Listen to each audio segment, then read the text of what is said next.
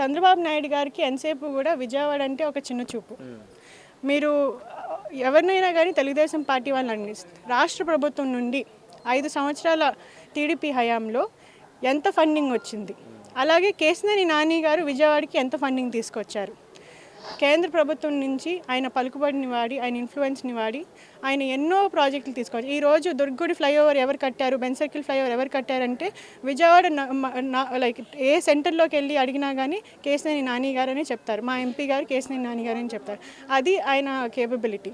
అలాగే ఈరోజు జగన్మోహన్ రెడ్డి గారు విజయవాడకి నేను ప్రాధాన్యత ఇస్తాను, ఈ ప్రాంతాన్ని నేను డెవలప్ చేస్తాను, తప్పకుండా కలిసికట్టుగా మనం ఇంకా ట్రస్ట్ని తీసుకొద్దాం, రిలయన్స్ ఫౌండేషన్ తీసుకొద్దాం, మహీంద్రా ఫౌండేషన్, ఆనంద్ మహీంద్రా గారు కేశినేని నాని గారు మంచి మిత్రులు, మహీంద్రా ఫౌండేషన్ తీసుకొద్దాం. ఇక్కడ యువతకి ఇంకెక్కడికి వెళ్ళకుండా ఏదో హైదరాబాదో లేకపోతే బెంగళూరు ఎక్కడికి వెళ్ళాల్సిన అవసరం లేకుండా